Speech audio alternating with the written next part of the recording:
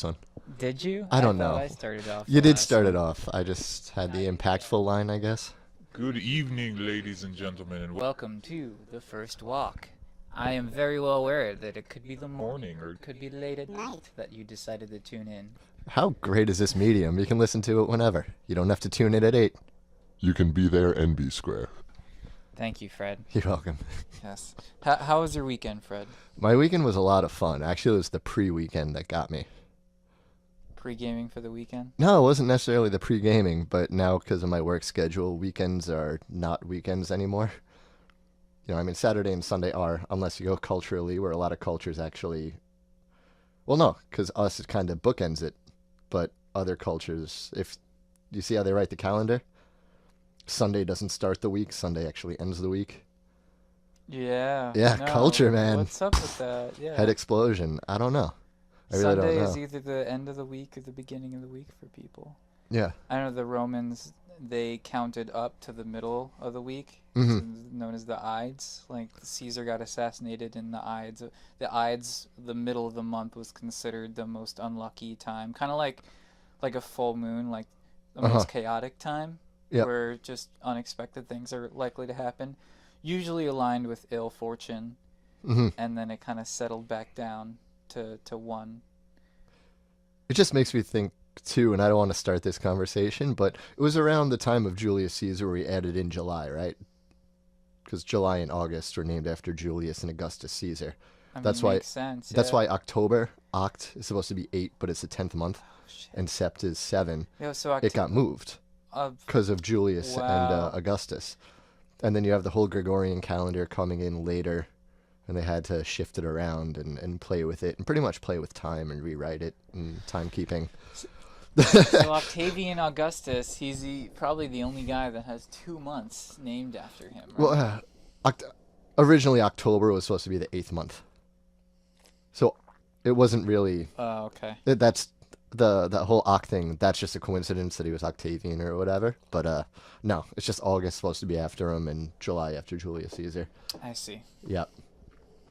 No. Yeah, how was your weekend? Oh, it was it was good. It was actually Thursday, so I turned the big 30, starting up my third decade On Thursday? on Thursday, September 6th. Nice. Was my birthday. Happy birthday, man. Thank you, thank you. And growing up, it was hard because I never had a Beanie Baby with my birthday on it. You know how like Beanie Babies had birthdays? Yeah. It was always like a day or two after. All my friends in the second grade had Beanie Babies born on Feel them. for you. Now you got to be a Never. millionaire to Yeah. own one of the. It's like high market value for those things now. They're sought after. So sought after. They don't actually have value anymore. Remember them telling you that it was going to cost so much in the future, then it never did. It's fuckers. It's like the diamond trade. They just started up their own, saying I don't it's know. going to be Aren't worth some something. Beanie Babies worth something? I don't think so. Yeah. I don't care to look this I up. really don't. My buddy Ricky, shout out Ricky if you're listening to it. When this whole like "Make America Great Again" thing was going on, he started his own hashtag, saying like "Keep Beanie Babies Great" or Nice. something like that. It was great, and it perfectly coincided with the meme too of when two people went through a divorce and like they got it on camera in court. They were actually dividing up their Beanie Babies so they could have Oh, a I proper saw that, divorce. yeah. It like happened at the same time. It's the epitome of 90s nostalgia. Uh huh. You know, it goes along with like L'Oreal shampoo and 90s cartoons and Gak. what's gack? You don't remember Gak? Gak was like this weird slime thing that kids would just play with. That was a toy somehow. It sounds Gak. like the 90s. Yeah, I know. Oh God. Okay. Yeah. Okay. These are a few roads that we could go down.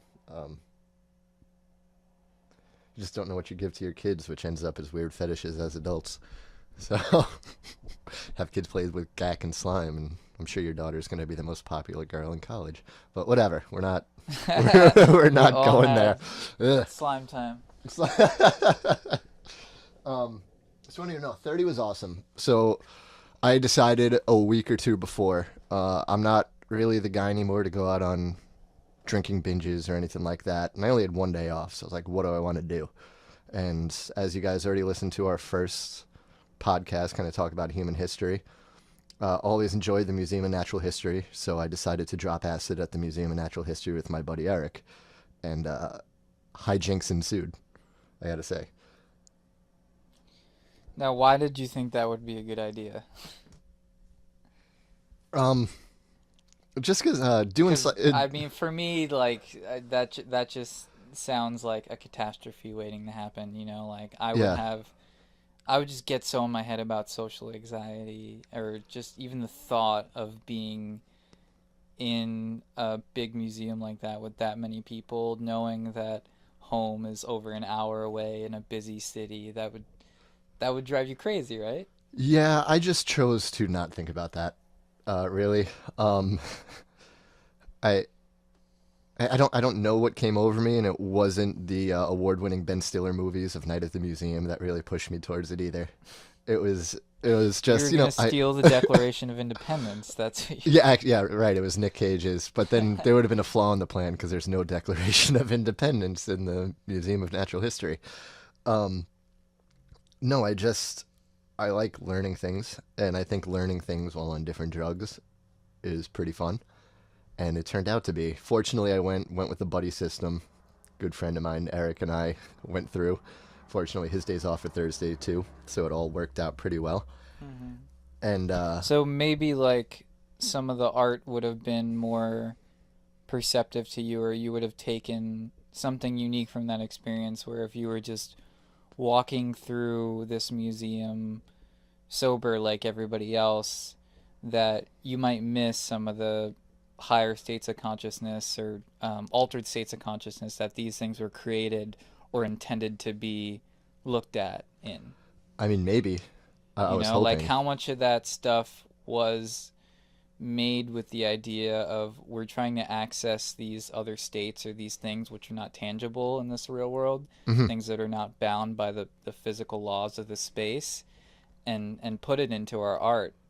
And like the average person walking through the museum, you can't see it all. I mean, especially the Met, like you can't physically see it all, Oh but no, definitely there's not. so many layers to art, you know, and like a good work of art, if you spend time with it, will reveal things to you. Hmm. It should keep on showing new things to you over time. Right, right.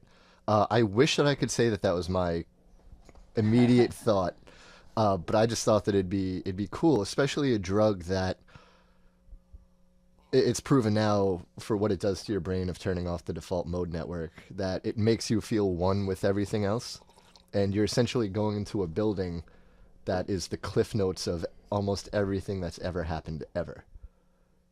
So it's almost, layers upon layers of getting that feeling. And I've been in the museum before, and you could that place like kind of gives you a running start on your memories of what you learned and what you didn't know. The past few times I've gone in and we've gone through like the Hall of Mammals and looking at birds, and just seeing it, I didn't realize that I knew so much about birds, but suddenly just started rambling off facts of things that like I once learned, and it's an interesting look on memory too. I mean, I've started definitely to think that we take in everything, but it's really our ability to recall it. And if there was some way to do it, you could probably just replay your whole life in some way, shape, or form, the way that you saw it through your eyes. But some things you're just not able to recall. You either repress it or you didn't notice it or something. Like, you can know a lot of things that you didn't really know that you know or know that you learned. Wait, so you're saying we in our subconscious we pick up everything. I think so, yeah. Yeah. I mean, I don't have a ton of evidence to say prove it, but, there's anecdotal evidence, at least within our own lives, of shit, I completely forgot about that memory, and it comes up, and you explore that memory, and then it could jumpstart you to another one. And whether or not it's a true or false memory, I understand that's up for debate too, Mhm. but I really think it's just what are you able to recall? It's not whether you took it in or not, because I think you took in everything.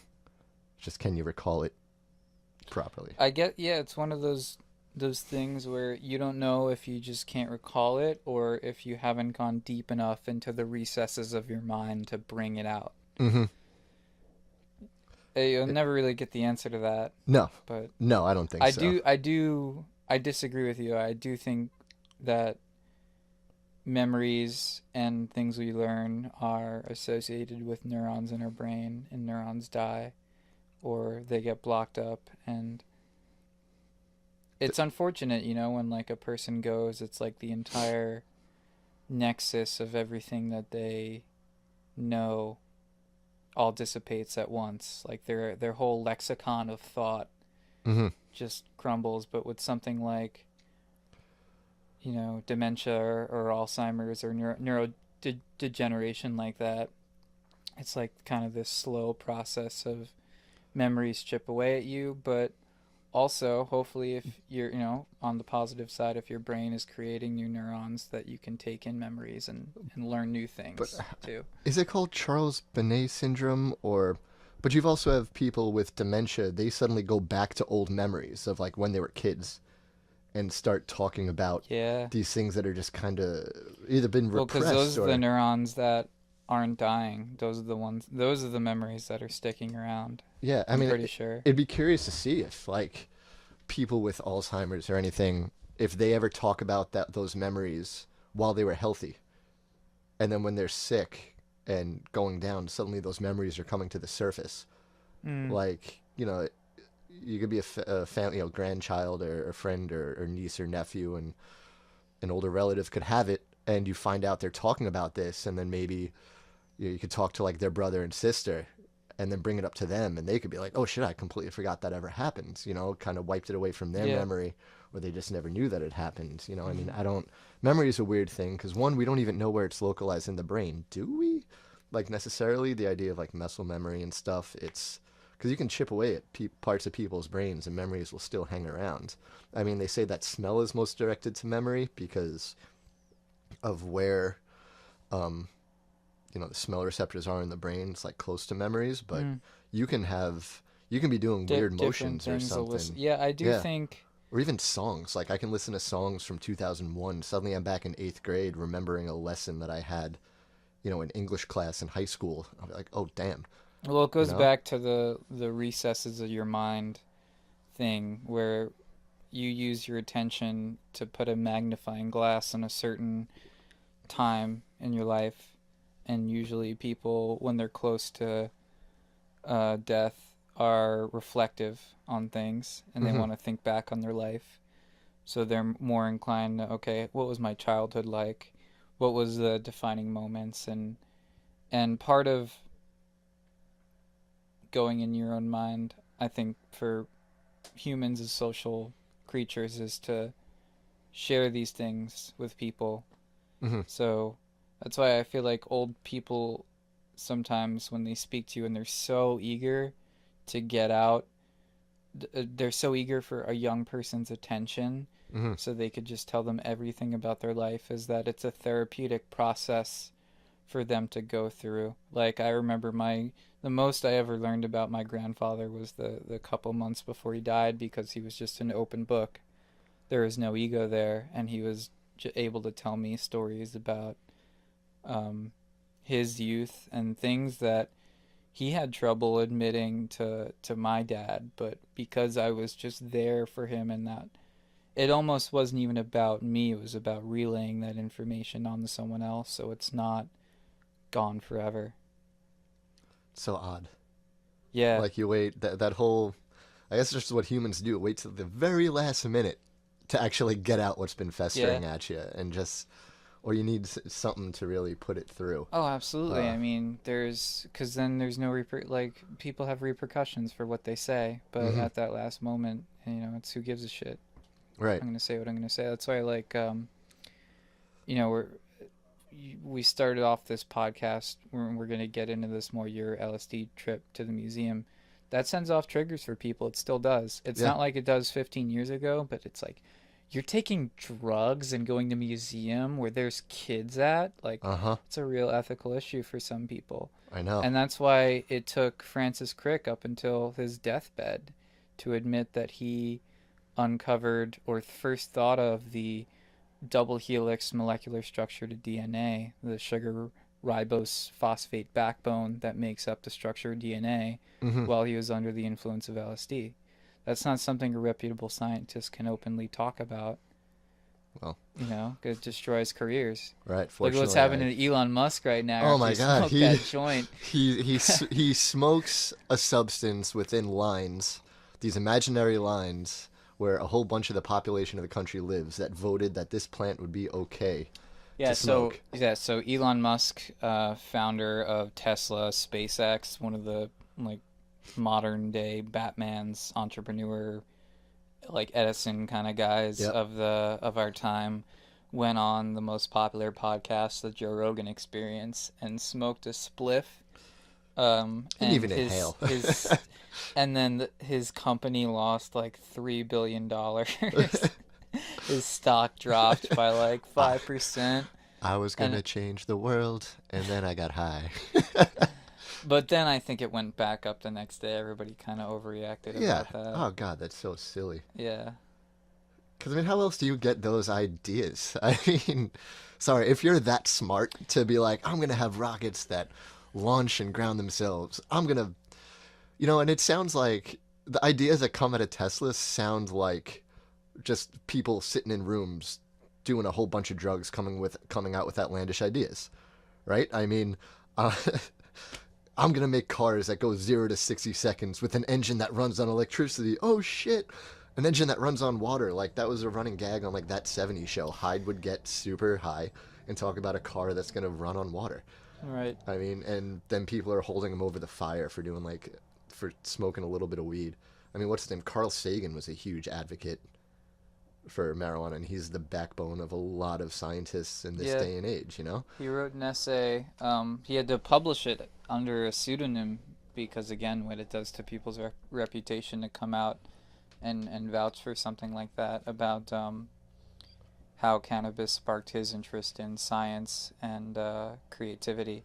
And it's a really great. I think it's one of the best pieces of literature that I've read I had to take a look on at that. cannabis. So check that out. But And I don't want to sit here saying smoke weed every day, but things are tools, man. And if you use a tool the right way, you could use a hammer to build a house, but you could use that same hammer to take down the house.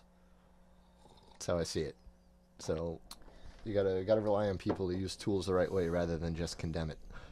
yeah, and it's not that the people that change the world all come up with these ideas while they're high. Like all of that does happen a lot.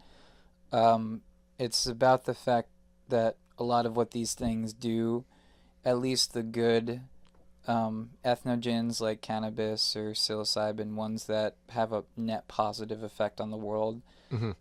like Terrence McKenna said, they dissolve boundaries and they disrupt the normal paradigm or status quo of society. Hmm. So, someone like Elon Musk, who's constantly focused on disruptive ways to change the status quo or um, inventing new things that dissolve boundaries between people. I mean, he's literally digging tunnels underground to send people at 130 miles an hour um, through tunnels that are hundreds, thousands of feet below you. Uh huh. And To make sure that doctor can get there to save your grandmother's life. yeah, or whatever. So the world doesn't need a bunch of people trying to tear down the pillars that society stands on. What Hmm. we need is little disruptive things which work on their own. They work better than the system, and their job is just to kind of poke Yeah. at it. I wanna. Yeah. I wanna. This is a little bit off. It's sort of what we're talking about, but a little bit off topic too. But there's a lot of people who believe that the Enlightenment happened because people stopped being drunk all the time. Now, yeah, no, this sounds it's a I bad way love to that introduce idea. it, but because for a while, right, like water quality was horrible. That's why Romans always drank wine. They kept a little bit of alcohol in their water so they wouldn't get dysentery and it would kill off a lot of bacteria. That's why they would do Right. it. So suddenly, water water got better, and then you know what opened up? Surprisingly enough, tea houses and coffee houses. And then people could go there drinking Salons. salons, Yeah. drinking stimulants and talk about ideas, and that coincided right with the Enlightenment. So it's like Yeah. taking alcohol out of the mass population and giving them something a little bit more healthy or more brain stimulating.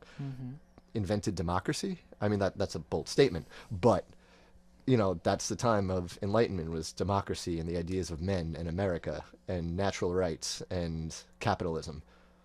because people can get together and talk about it while under a different sort of brain stimulation. Coffee and tea. Yeah. Yeah. Sugar-based things and caffeine. Yeah, it's the drugs that we consume really do change the course of a society because they reflect a society's values. Yep. You know, what it's about is what states of consciousness do we sanction? Mm-hmm. And with cultures, they typically sanction a couple states of consciousness, like being buzzed on coffee or drinking alcohol on weekends because it promotes the cultural attitudes of the society in one way or another, and it poo-poos the other ones that don't. Right.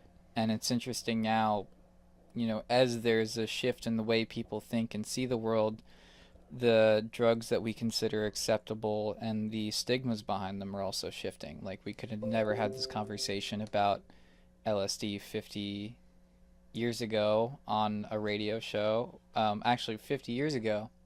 Yeah, 50 years ago it was just made illegal. Yep.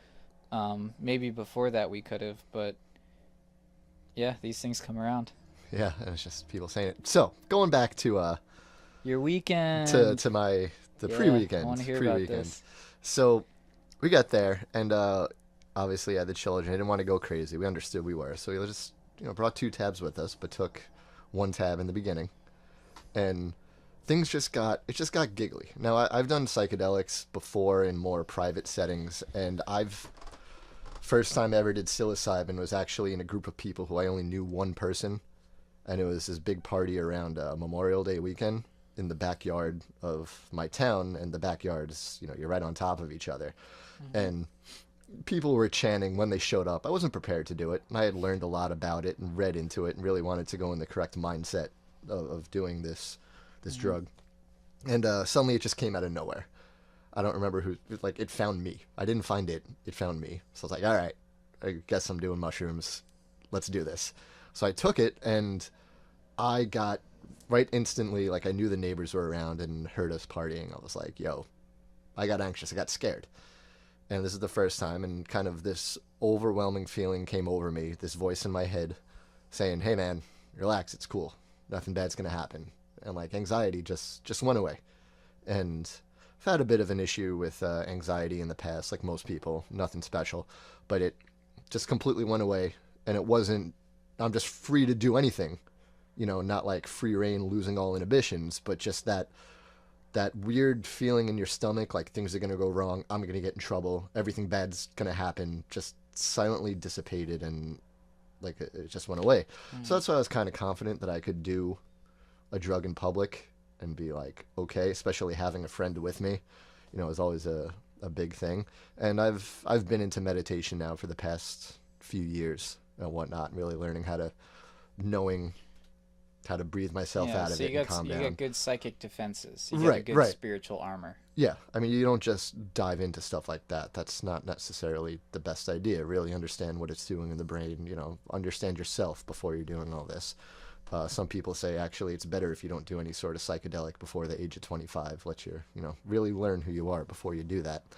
So we go in, and we start off. We choose the exhibits we want to do. We're going to go do the deep sea exhibit, your senses, one on your senses, another, and of course the planetarium show. Of course, right? I mean, do you want to go into space, get completely immersed into space on LSD? Was it narrated by Neil deGrasse Tyson? It was. It was, and it was amazing. And there's actually one right before it, underneath the planetarium, on the Big Bang. It's only about 4 minutes long. It's free. Narrated by Liam Neeson.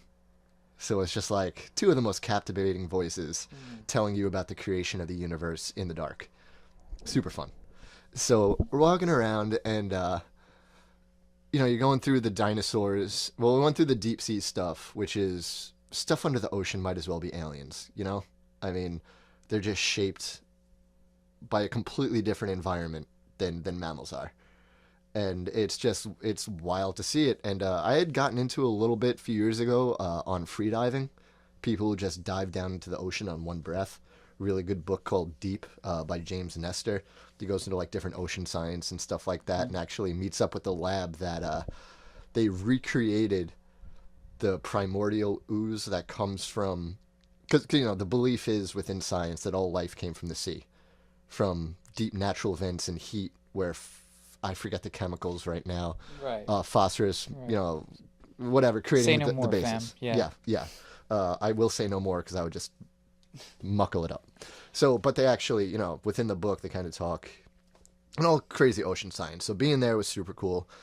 Uh, we're going around, and you're seeing the way the world was formed and animals evolved Wait, in a completely different way. I'm sorry. I want to Yes. backtrack a second here. So, at what point did you take the acid? Oh, as soon as we walked in and got through security. As So soon as you got through security. yeah. Okay. So So, were you in the Egypt room? no. We started out with the oceans. Okay. So, you went right in the oceans. You're like, let's Yep. drop this boy. Yeah. And you went with one tab. Just one. Okay. Yep. So we get And through. your friend too, or? Yeah. My friend also. He's a bit more seasoned than me. Okay. Um, Really? Even more seasoned than you? I at am. Stuff like this? I am nothing. I am not here swinging my psychedelic dick around. All right. I Okay. haven't done it too often here and there. Tools I feel like when I need it. Mm-hmm. I'm more of a float tank guy. Of Okay. getting into the recess of my brains with my own breath and stuff like that. Right. Not necessarily needing other substances, but they say it's easier to get to Paris in a speedboat than a rowboat. If that makes sense. Get a little bit more technology to get you there. So, so we get through the oceans, and it's really cool. And what's awesome is the Museum of Natural History. It's a within New York City, which is a cultural hub in itself. So 1 in 10 people, I'd say, or 1 in 10 groups of people are actually speaking the same language you are. So it started to get the feeling of that idea, if you could ever go back through history in your own private bubble, that's kind of how it felt, of just observing everything in your own little bubble, because you're not worried about what they're talking about. You're not worried because you can't understand them. And it's pretty cool in that way. But the one thing that was really standing out is the amount of people experiencing it through their phones. Now, I know it's like becoming cliche, but like getting more interested in taking pictures of it rather than actually sitting there, observing it, reading the articles. It's still a pretty daunting reality. It's not something that's easy to get used to, especially when you take a psychedelic and then you're stripped of these these behaviors that you see everybody else engaged in, and you can kind of just observe them from a more objective point of view. Feel like you get pulled out of the society stream. You're pulled up onto the banks of the river, watching everything else go by. So you said everybody was speaking different languages, and that stood out. And I mean, for like sometimes too, the English language, you can choose to not register the meaning of the language that's being spoken. Or in the same way, it's like you can do this fun experiment where you look at a book, and all the letters in the book, you just forget that you know what they mean, and you just look at it like the strange hieroglyphics for you're not the only person who does that, huh? Yeah, it's so weird.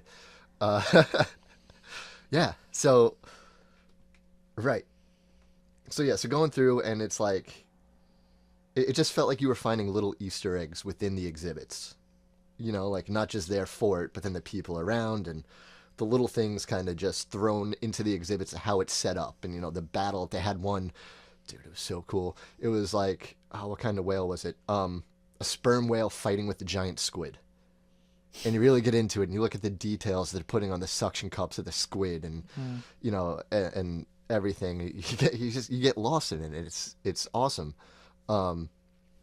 But yeah, it's a huge attention to detail, and your mind is just kind of trying to put together these ideas that I think regular humans can't think of, like millions of years. Like, we think 20 years is a long time. Can we really wrap our brain around the idea of millions of years, that much time passing? I don't, it's just kind of words at some points, or an abstract idea. When I was young, I would count doubles in my head, and that was like a fun exercise I could show off too. When I was like 6 years old, I'd be like 512, 1024, 2048. Yeah. and just keep going. And once, like, that gave me kind of a good perspective on it. But once I realized that a million is a thousand times, Mm-hmm. and then here that the dinosaurs went extinct 64 million years ago, Uh-huh. and humans are 200,000 years old, or modern humans, you get a sense for how much of a geological microsecond we've been here for. Uh-huh. But it's still, it's like we read in Short History of Progress, where it said the past and eternity have so much in common. Uh-huh. It's so vast, you can't really truly ever grasp it. No, it's so hard to grasp. Yeah. And that's what I was trying to wrap my head around. So you're going through, and also like you get to the dinosaurs and how they're mixing it up, and you get to the taxonomy and like the naming of species and genus and all the layers of naming families and whatever. All the categories are escaping me right now. But then you learn it's like, all right, they're only called this because all they have is a hole in their pelvis, and that's it, right? And they're a whole family of species just because they have this hole in their pelvis, and it's like that's what gives you like this whole that's what makes you significant, is just this one little thing emerged. And what was funny is that's like going through my brain, and I'm thinking, wow, this must be so significant and give you like a huge significant advantage. And we're watching this thing in the Hall of Mammals where it's like, this sort of mammal emerged with this sort of bone, and it's so small. And again, in my head, I really jumped the gun of being like, wow, it must have like enabled them to hear things so much better and make them survive better. And then their next sentence was, scientists still aren't sure if this did anything for them, but it happened. And I was like, oh, all right, you really just like killed the trip, like right then and there. And you're walking through, and this is where like you see the exhibit, and just in my mind I was like, I kind of wish that you would just put an expert next to the exhibit, so guys like, So maybe guys tripping on acid, guys tripping can on come acid, up and be or like, just tell me the deeper meaning of yeah, it. or smarter people to be like, can you just elaborate on this, because I want to know a Well, little bit more. do you enjoy the art speaking for itself, though? What do you mean? That there's no real representation besides maybe like a plaque talking about the time and a short paragraph, like the fact that the art does most of the talking about what you're looking at. See, I didn't see it as much as art, really. Like that's not how I was looking at it. I was looking factual and evolutionarily and Artifact. stuff. Yeah. Big difference between art and artifact, right? Yeah, I guess. See, we all have different minds, see things in different ways. You, as more of an artist, would see it more as art, and I might just be saying, "Oh, this is so cool," and stimulating, a different part of my brain, which is all great. But this is where the real fun happens. So we eventually get through the deep sea, which is cool, and a lot of the exhibits are more aimed for kids. Just little things like they have interactive stuff, but it's more for kids to play on and try and trick them into learning. Like, oh, learning can be fun. Like, look at this. Mm-hmm. And also, the floors in the Museum of Natural History are cool because if you walk them the correct way, it actually goes through like evolutionary time periods. Like, there's a reason why it's set up that way. Oh, yeah. And we didn't realize that till like we were halfway with civilizations too, right? Yeah. It starts in if you go to the right when you walk in, it starts with Egypt, mm-hmm. and then it goes gradually through all these civilizations until you get to like more modern times. Yeah, and if you go before that, what leads into it is actually like monkeys evolving into humans. And then Crazy. From that would go into like Egypt and Nice. everything. I want to do the whole through. thing sequentially. Yeah. It'd probably take all day. Yeah. Oh no, it would take a few days. I think if you really like wanted to learn everything and walk through it, I'd say like, at least 2. I feel like my eyes can only take in so much appreciation. Like it can only appreciate so much of the beauty that's coming. Like at a certain point in the Met, I just get overwhelmed and I start glossing over world-class art because it's too much for my brain to all process and really definitely. It's like trying to sit down and read for 3 hours, after that first hour. Do you feel like you got a good set of new emotional tools on acid to be able to appreciate the artifact? I think so. So I'll after I get through my trip, I'm going to tell you kind of what I took out of it. I know this is going on long right now, but So I just want to jump to the planetarium. All right. So we get there, and this is like the most fun, more giggly sort of thing. And we ended up getting late to the 3 o'clock showing. Like, and you buy tickets for 3 o'clock, but it's really just to give you more of a schedule. Like, you could hit the 3:30; they're not going to hold you to it, especially on a Thursday when it's really not, too crowded or anything. So we get there at 3:04, and how you go up to the show is you actually go through these elevators and they bring you up. So we go and they're like, oh no, you missed it by a few minutes. You can come around to the next one. Now we got this guy who we nicknamed him Concerned Randy because like the look on his face, he was just concerned for your well-being. That's the only way I guess you could say it. And I kind of let him know that too in my open state of like, yes, I can tell by the concerned look on your face that you really want me here for the 3:30, and I will be here on time, ready to go. Just give me a few, we're just going to go look around and we'll be back. So you had no problem being social with people either while you're there? No problem. Yeah. No problem being social with, and that's the thing too, when you're on LSD, you know that you're tripping. So like things will start looking weird and you're like, damn, I'm tripping. I know this isn't completely real. But you know, you're not completely, it's not a disassociative, especially on like a lower dose or anything. You know. So when you see things start like moving around and, I actually for one point, got lost in like this what do you call it? It was like a map of how the desert sands change in the Sahara, and they showed it through like ground penetrating radar or something like that. And that, man, my eyes just bugged out on that. I couldn't stop looking at it and knew I was like, this is awesome. I know I'm That's tripping. great. Like what you felt your pupils like moving around and try to put it together. But so yeah, no problem being social with everyone and everything, and yeah, you're around children and you're not trying to be weird, even though you're kind of on the same mindset of a child too, of seeing things with kind of a wonder to it, like really trying to take it all in and, oh, this is so cool, and that sense of curiosity also. So we come back around and go give the guy the ticket, and it wasn't the same guy. Walk over to the elevator door opens, and whose face is right there welcoming me in but Concerned Randy. Just giving me that, you're home, you're safe, come in feeling. The only way that I could say it, and I was making this joke in the elevator, and only me and Eric were really getting it. The episode of Rick and Morty with the Citadel, and Evil Morty takes over, and it turns out they make these cookies by taking one Rick, who's like, they call him Simple Rick, because he doesn't want to do, he's the one Rick in the whole universe that doesn't work with like uranium and all this other stuff. He just like works like woodworking, and the whole commercial was that Rick found out that his greatest creation was his daughter. So what they did is they replay that memory in his brain over and over and over. They have him like locked up, and they take whatever chemicals his brain is secreting him, giving him that sense of fulfillment, and they mass produce that into a cookie. And then you eat that cookie and you get that feeling. And you get that fulfillment. That Nice. fulfillment. So I was like, that's that feeling I got when Randy welcomed me into the elevator. That just like fulfilled everything's great, welcome home sort of thing. It was just unreal. Like, started laughing. So we get up, and they let you out right into a pretty much a forced photo shoot, a green screen photo shoot. And you go through the line divider separator things. There weren't really anybody there, but we got there, and the photographer was intense. In Flash? terms of not the photographer, the person Right. working there, giving you directions on how to pose.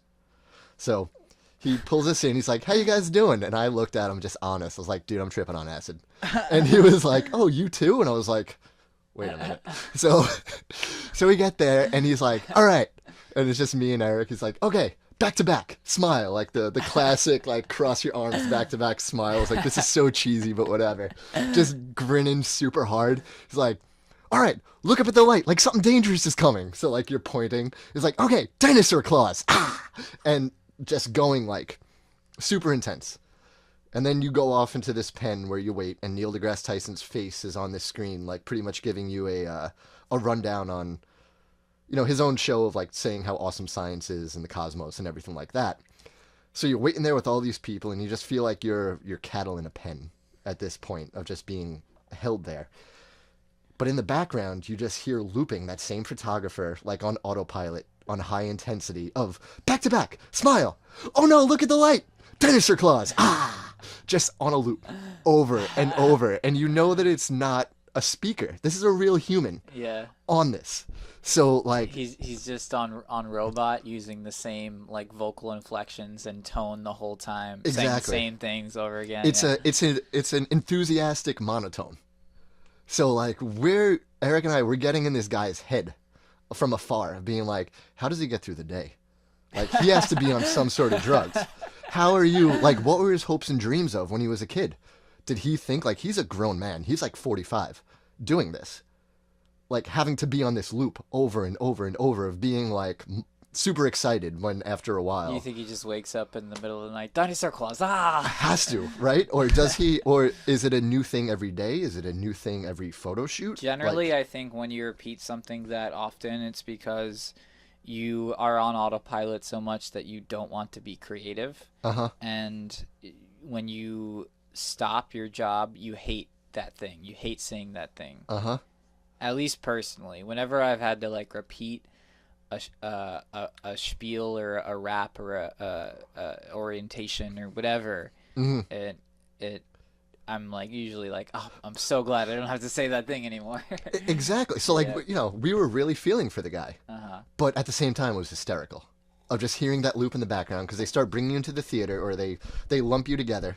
Oh, the better thing was Neil deGrasse Tyson's face on all the screens. And like rule 1 and 2 of psychedelics are like don't look at screens and don't look in the mirror. So unless you've looked in the mirror before, but you know, you just don't do it. So like Neil deGrasse Tyson, he starts talking about the universe and whatever. And I swear the background originally is his head on a white screen, but then they start like, I guess they're trying to give you the idea of you're going into space with him. So they start making the background go from white to black slowly, but the black starts at his head. Now Neil deGrasse Tyson's a black dude, so it looks like his afro's just growing as he's talking, and I'm just getting lost in that. And his voice is so beautiful for radio, like that man. It's kind of got like a Morgan Freeman. Yeah, like feel those to people, him, Liam Neeson, Mike Rowe, Morgan Freeman, what's his name, Neil Schreiber. Like there are people who can just captivate you when they talk. Like God bless them. I don't know what I sound like. I'm nasally and weird, and the podcast helps me become okay with it. But those people have awesome voices. Like that's great. So he's talking, and he has this also captivating mustache. And when he talks too, he's a product of the 80s, of like 80s hip hop. So he's kind of getting his body language. He really gets into it and everything. So I'm getting lost in the screen. His afro's growing bigger and his mustache. And then in the background, you just hear dinosaur claws. So we're dying. The guy finally pulls us like, So this has got you in like a perpetual state of giggle laughter. oh yeah, the tears coming down my face. You don't understand. And then finally, like, there's a guy bringing you into the theater, lumping you together, telling you what to do. Make sure your phone is off completely. You don't want to ruin it for everybody. You know, be okay with being off your phone for 20 minutes, please. It's a really good show, is essentially what he's saying 20 times over. So that's like getting into your brain. And then in the background, you're still hearing dinosaur claws. And because people are still like coming in. If Eric and I looked at each other at this point, like we would have lost it. We were already like dying laughing, but whenever we made eye contact, Yeah. like I was convinced that there were just pools of tears underneath me.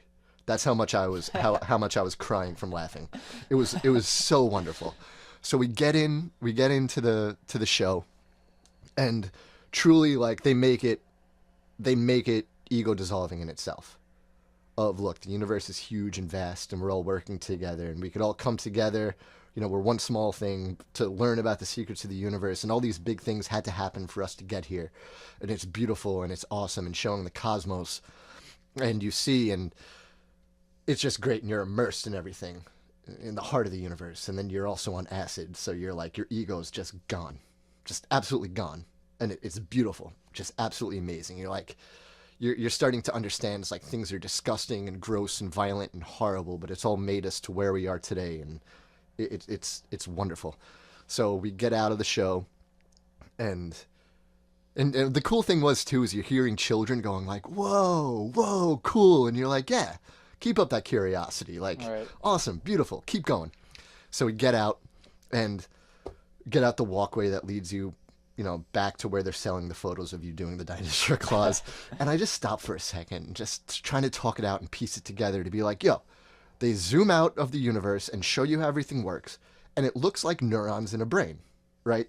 And I know that's like, you go find out any Instagram, new agey, drug-friendly profile. That's what they're saying. Like, the universe is just, you're in the brain of a bigger being or something like that to get you trippy, because it looks exactly like it, right? And there's some astrophysicists, too, finding that, I've read like a few articles on it, that even solar systems have a sense of consciousness to it.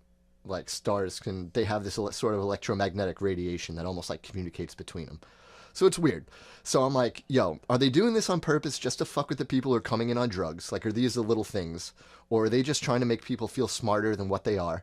Or is the universe really acting like a brain? Like, just trying to figuring it out. Like, why would they show it to you if that's not how it is? Like, really trying to wrap your head around it. So I'm trying to put that back together. And then we take the few steps, and we're the last people out, because I really had to take some breaths to figure out what just happened. And then suddenly, right there, is the photographer selling us those pictures. I couldn't put together the fact that he stopped what he was doing upstairs and came downstairs to sell these photos. Couldn't. So I'm staring at him like, how are you in two places at once? Just couldn't figure it out, or I didn't think that was really him. Like, I didn't remember him enough, only his voice. But he's like, hey, you guys want it? So Eric's like, I'll buy it. And the guy like looks at him like, oh my God, you're actually fucking buying this? Like, who does that? Who buys these photos? So he's like, yeah, I'll get the package. And they give it to us. And he's like printing it out and putting it all together. Like, oh my God, these people are actually, like, he was really excited. And it seemed like it really made his day. And I don't know if he still remembers that I told him that I was tripping on acid. But he looks at us, and like I said, at this point, still trying to figure out the universe, trying to figure out how this person is in two places at once.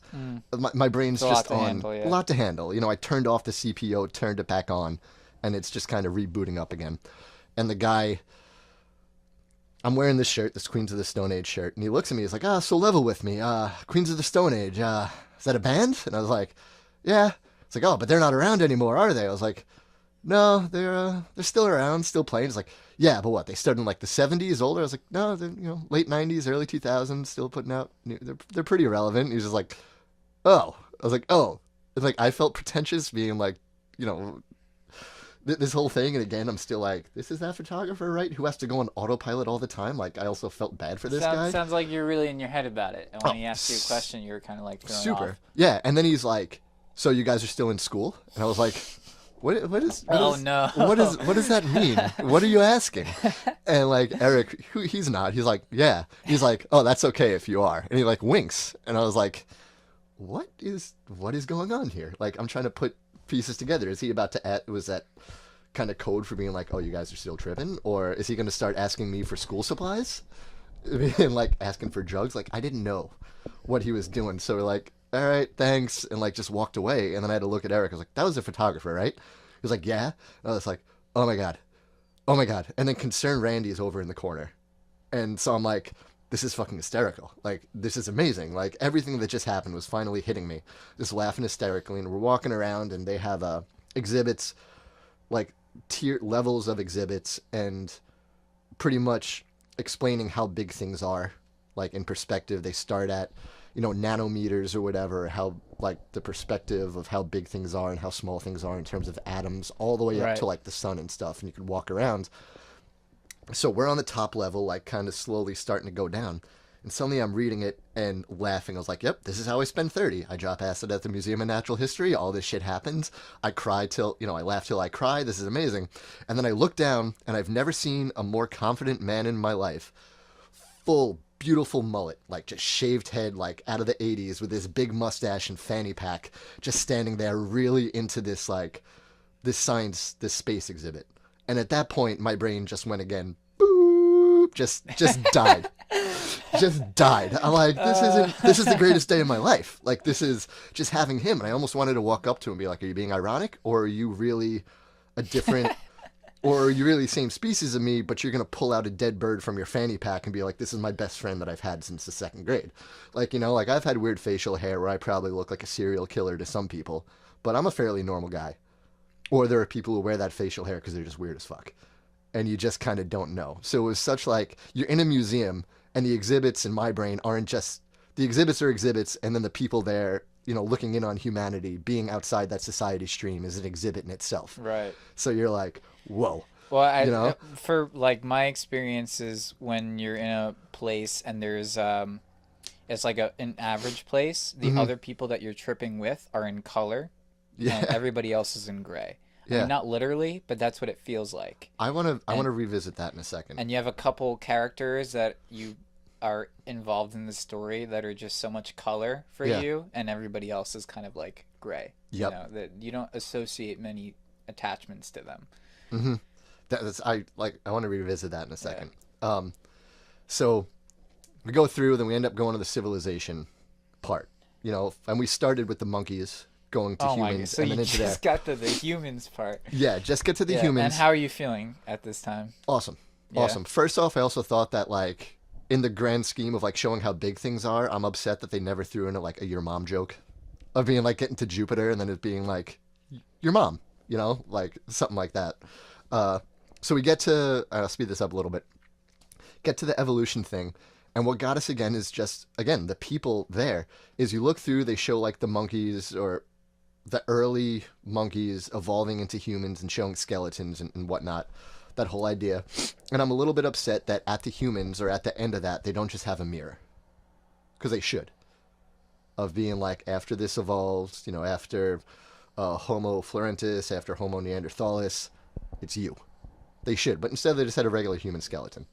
But also what they had was like, this dad could not have stood in a better spot.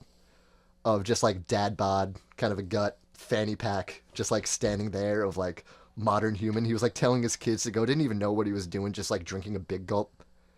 And like Eric and I both caught that. It's like, dude, could you have some respect for the exhibit? Like, don't be a part of it like this, Like just that feeling of, oh shit. So we get into, we end up in like, we first go to like the Pacific Islands, which ties into Short History of Progress because you have the big like Maori, what do you call it? Statues, big heads. And it's almost like Easter Island heads. Easter Island heads. And I almost got a little bit defensive because people are like taking joking pictures with this stuff. And I'm like, guys, you don't really know, the seriousness of this.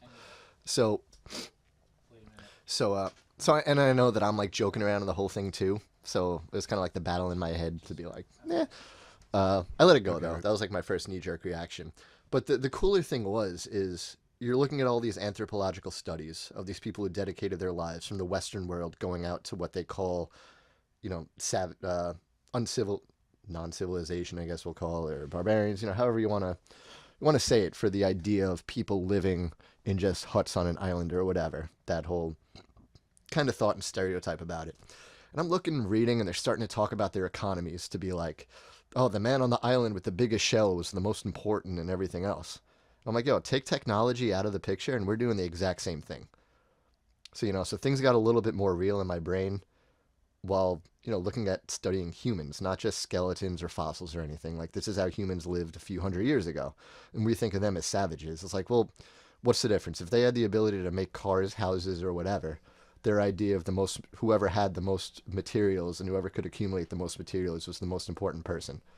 It's the same thing. Yeah, if they had the same brain capacity as us, to take away from them, and as any less than us would be to take away credit that's due to them. Yeah. So it was like, you read it, and maybe in a more sober brain, I might just be like, huh, wow, that's simple. But something really like got me there to be like, the fuck is the difference anymore? We're just kind of in a different time place, but humans are still doing the exact same thing with different toys or different materials. And looking around, and here's one thing that got me in it. Revisited it too when we ended up in like the Eastern block of like the Hindu tapestries and the Buddhist tapestries and Muslim and Japanese and everything, is a lot of the art just had a bunch of dicks on it and in it. Like I took pictures of a lot of sculptures, and they're, first off, some of the masks that those Pacific Islanders made are so fucking intense. Like, just, I don't remember if they like wore just ceremony or if it was like for shows that they would put on, but it was so impressive. If all they had was trees and berries and hay to make these masks, they were so intricate, things hanging from noses and whatever. Like that's where art came in, you know, of like, wow, these people really took the time, and what were they going for? What emotion and what were they trying to do to accent certain features of faces, and you know, for what ceremonies, to be happy, to be sad, to be scary, to be, you know, whatever. I know there are some masks, my buddy too, who he studied a lot of Japanese culture. He's been to Japan a few times where he would stay for like a few months and like live with a family there because of people who he met through his Japanese classes. And he was just showing me, he's like, this mask is great because looking at the front is like, is super angry and scary, but it's also used, if you look at it at the side, it's a completely different emotion of like being sad and stuff. And it was really, you know, just showing the power of perception and everything. And speaking earlier about how a lot of these things could be made for people on altered states of consciousness to appreciate them fully, like these masks with people dancing around in full garb Right. at night by the fire. It's pretty trippy. Yep. Yeah, definitely. And they had certain sort of witch doctors or different kind of shamans and ceremonies and their own sort of entheogens and, you know, whatever things to change things to change their consciousness. So conscious altering substances.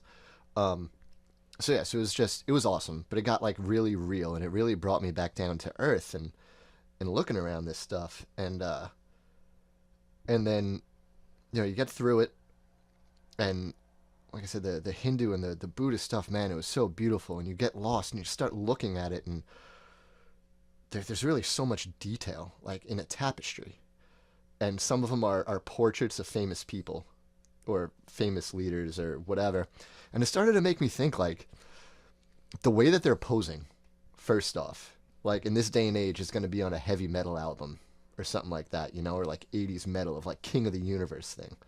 And started to get into the head of the person who's standing there posing. Are they saying in their brain, like, I'm going to have this pose because in history I want them to think that I'm great? Or are they having that kind of sarcastic, comedic mind of getting into that pose of like sarcastic and ironic, and it's like a joke to them? And it started to make me think of the evolution of comedy within, because comedy is all circumstantial and it's all society based, you know, depending on how you're living. Like a lot of times we different laugh. cultures have a different standard of what they think is funny. Yep. Because also like of what's funny too is like we can all agree, we all see this in a different way. Like it's common to us, we look at it in a different light because we all have something in common. That's why like cultural, comedy between cultures sometimes doesn't really work, you know, because some people can be living with death all the time. You know, some people could be living in a society that is always being sacked. Nothing's funny, or you have to laugh to be able to get through it. Yeah, you know, the most horrible societies are I think are the ones where you can't joke. Right. I remember when I was a kid, and this is more funny to me now than the joke, but like associating Turkey, the nation, with turkeys. I like made a joke about that once in second grade, and somebody was like, "They'll kill you. They'll kill you if you say that there." I'm like, "Oh, don't want to live there. Happy I can joke over here." So that's what was going through my head, and it's going back to the whole black and white thing, because then this is what started thinking, like a lot of portraits and people, and it's only modern day where we'll have movies depicting ancient times in color, or like looking like people like us. Or like back in the day, we didn't have photography, so it was just paintings. And it's kind of like the difference between a cartoon and a real life movie, where you know that it's fake. And you know, when I was younger too, when you had older films where everything was in black and white, when you perceived history, you kind of thought about it in black and white because that's what you saw. If you saw like an old World War II documentary or something, like that was black and white. You think about the Renaissance in paintings. Yeah. Yeah. So that's what started going through my head of like, you know, human personality, like how much has that changed? Can I think about them as real people where they would have that sense of humor also?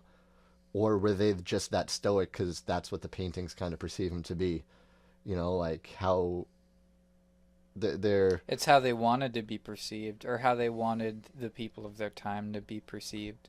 But it's the tough thing is you don't know most of the time if the artist intended for it to be looked upon in the annals of history or if it was meant to be a snapshot of the moment. Like, I don't Exactly. think most of the art that you're seeing in that museum was made with the intention of this is going to be looked at by all different people of all different cultures. It was very much a spur of the moment Right. thing. It served a purpose for a time, and then now it's just a vestige of what it was in terms of its purpose, but it serves a new purpose now. Right.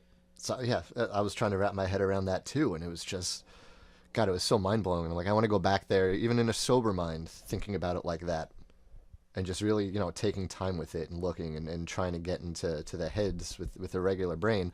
Again, I don't have to do acid all the time to do it, but once in a while, why not? Just to give yourself that different look. And I don't feel like I should be doing it every day either. For those of you who think that, you get addicted to acid because you had a fun time on it or something.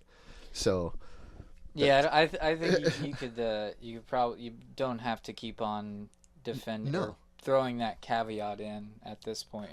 I do, and here's why. Because I got through it, not got through it, but finished up.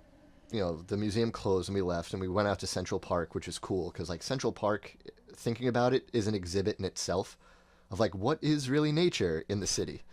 Yeah, so and there are like fences. The lines you're between not exhibit and life really blurred for you on this experience. It did, which was awesome because New York City, again, so many different cultures.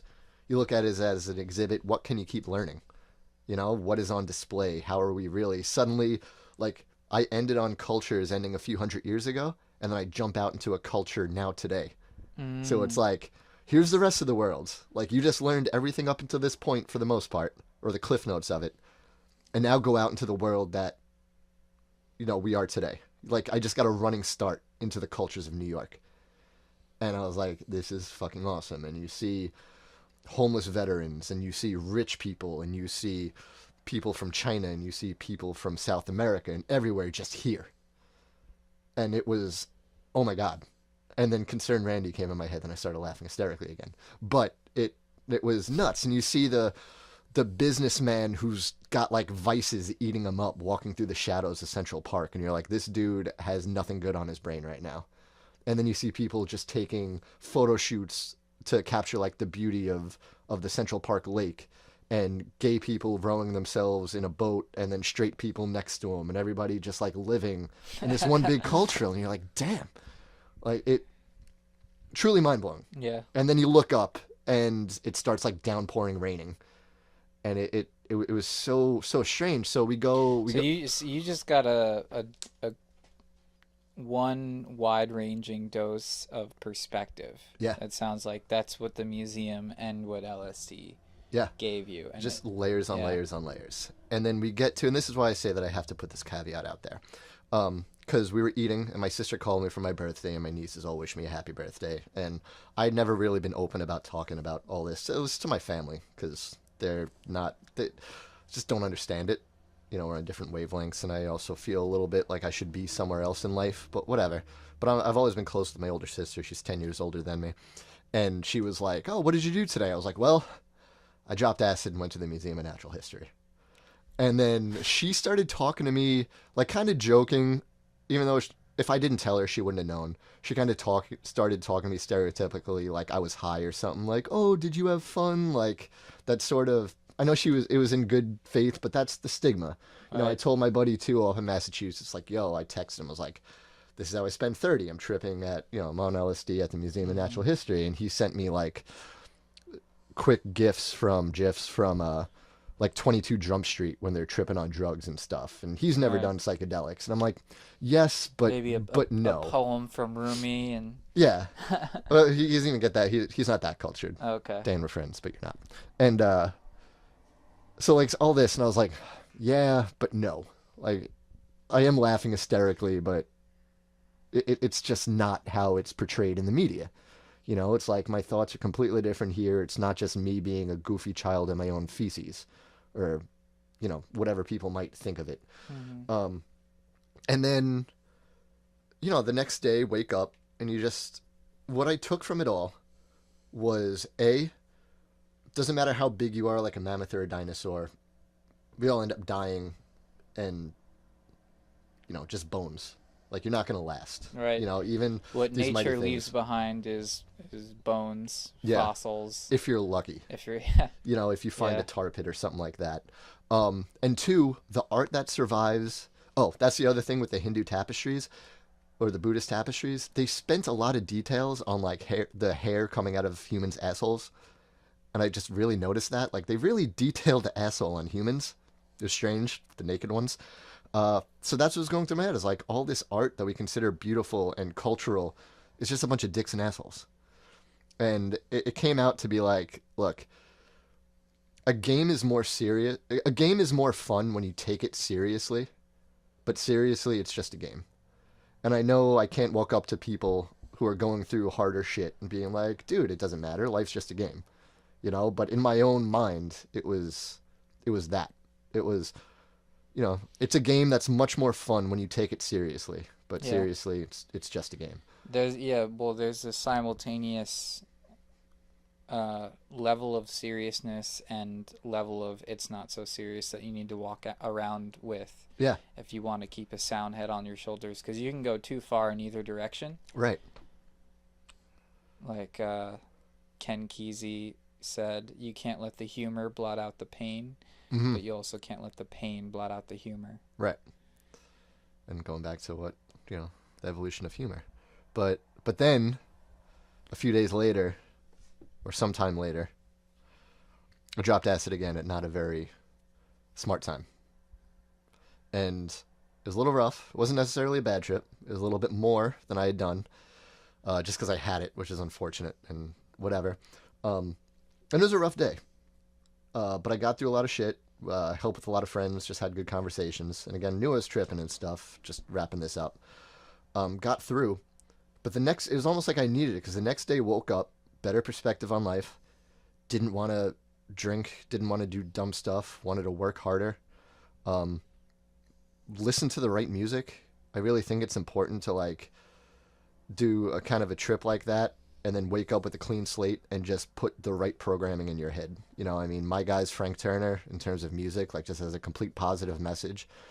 And you just, you know, you just get put in a better spot of feeling better to be a human, like being okay with kind of your faults, your foibles, all your successes and faults and everything. And you just kind of get at peace with it in a weird way. And like anxiety just kind of dissipates.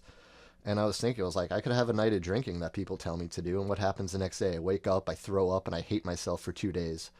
Well, if I like have a strong trip that maybe I got a little bit scared with, worked my way through, what happens? I go home and I bought books on Amazon and I read more. And I was like nicer to people the next day. And, you know, it's we need shamans in this world to navigate things like that. And maybe that's why those substances are illegal, because we haven't found the right people to navigate it correctly. Or I don't know. So. Wow, man, that's an experience. A lot of ups and downs, but ultimately you come out with a clear perspective. I think so. You make it sound a lot more fun than I would think it would be. Yeah. So what's your next thing? Is it like ketamine in a hot air balloon, or? I honestly, I have no ambition right now. I have no ambition to really smoke weed. I have no ambition to drink. I have Right. no ambition to go do psilocybin or more So LSD or you anything. think maybe like you still have to assimilate some of the lessons that you learned from that trip. Oh, hell yeah. Yeah. Or I learned the lessons and I just got to wait for life to get murky again to kind of clear it out once more. Right. You know, maybe that was the idea of ceremony Right. in religions. I think a lot of these things at this point, like I feel like I've learned a lot of the lessons that come back to me that I need to hear. It's just you just need constant reminders. Mm-hmm. You know, like the perspective thing is a reminder. We walk around knowing how amazing things are, that they've become situated in this way. We walk around knowing how old the universe is, how complex things are, but we don't fully. There's a difference between knowing it and really feeling and grasping that understanding. Yep. And Nice. yeah, and you need to, right. And, you know, I don't want to tie in too much stuff of what we did, but you can really only understand and grasp it when you get as many senses in as possible. You could read something in a book, but all you're doing is using your eyes, really. You could read along and have somebody talk about it with you, and you just add it in another sense and you learn it more. And then you can live it and immerse yourself in it, and that lesson's not leaving you for a little while. So having that substance that diffuses those boundaries and really lets you learn it and brings it in with all those senses, that's, understanding is much different than knowing or learning. Yeah. Agreed. Yeah. So, that's my story. All now right, I'm starting 30. Yeah. All right. Thanks for listening. If you got this far, guys, remember to ask good questions and fail better. Bye. First walk out.